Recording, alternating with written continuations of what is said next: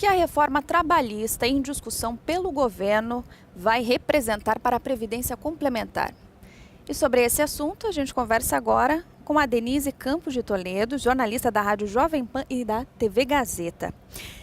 Denise, a CLT é de 1940, mas hoje inviabiliza o mercado formal de trabalho. Você acha que estamos diante de um retrocesso ou é apenas um impasse?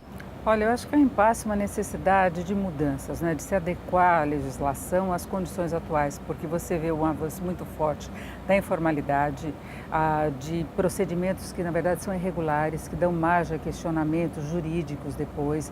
Tem a questão da terceirização, do PJ, que é contratado, pessoa jurídica, na verdade exercendo função de um trabalhador. Então o mercado tenta driblar o custo de contratação. Isso acaba muitas vezes penalizando o trabalhador, porque ele acaba se submetendo a determinadas regras que vão contra a legislação, ele fica sem direitos trabalhistas. Então eu acho que o governo agora lança a ideia de discussão de uma reforma trabalhista, ainda com muita polêmica, porque nem o próprio governo sabe exatamente qual caminho seguir, mas há necessidade sim de uma revisão de todas essas regras estabelecidas lá atrás, no momento em que as condições de trabalho eram muito diferentes, inclusive em termos de tecnologia, de novas profissões que foram surgindo, de novas funções, e o custo de contratação no Brasil é muito caro. Agora você tem que pensar e preservar o lado do trabalhador também, não é? Uma vez que as finanças públicas e a economia sejam reequilibradas, a renda do trabalhador, você acha que deve ser recuperada? Eu acho que sim, eu acho que depende mais de uma recuperação de mercado de trabalho. A gente tende a ter uma melhora da economia a partir do ano que vem, uma recuperação ainda lenta da atividade econômica, e na medida em que haja maior segurança dessa recuperação é que haverá uma retomada de contratações. E com o mercado de trabalho mais aquecido é que poderá haver espaço para essa recomposição de renda do trabalhador, porque a perda veio muito disso. O trabalhador ficou muito fragilizado num ambiente de desemprego crescente, que beira já os 12%, então isso estabelece condições muito desfavoráveis à negociação salarial. Os reajustes estão vindo, em boa parte dos casos, das categorias, abaixo da inflação. Então você tende a ter uma situação muito mais normal na medida em que a economia volte a crescer, né? Agora, com as novas condições e regras, o mercado formal de trabalho ainda é atraente para o trabalhador? Eu acho que com certeza, dependendo das condições, né? Porque o brasileiro não é muito acostumado a ter uma poupança.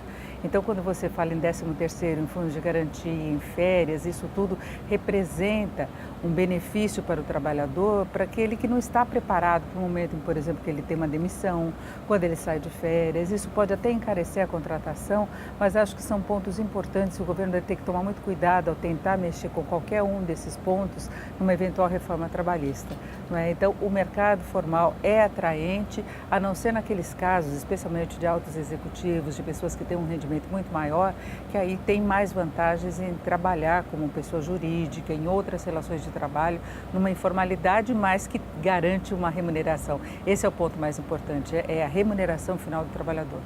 Para terminar agora, como deverá ser o impacto da reforma trabalhista para a cultura previdenciária? Olha, depende muito do vínculo empregatício que será estabelecido, não é? Porque você tem essa necessidade de ter um vínculo formal entre o empregador e a empresa com a qual ele trabalha, para que você possa ter essa previdência complementar relacionada ao emprego.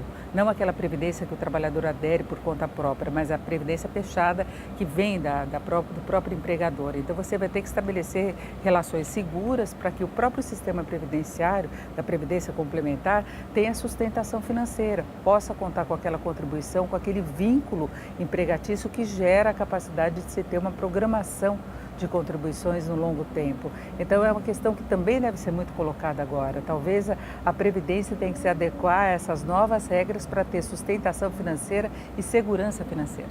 E como se adequar?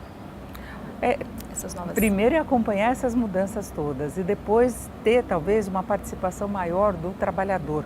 O trabalhador focado em ter essa previdência complementar, e mesmo que haja alguma relação um pouco mais precária, entre aspas, com a empresa, ele possa ter a contribuição dele e negociar com a empresa uma colaboração também. Eu acho que o caminho seria esse, é você ter a formalização de uma contribuição, ainda que sejam novas regras contratuais. É verdade, Denise. Muito obrigada pelas informações, pela participação aqui. Eu que agradeço. Obrigada. TV Abrap no 37º Congresso Brasileiro dos Fundos de Pensão.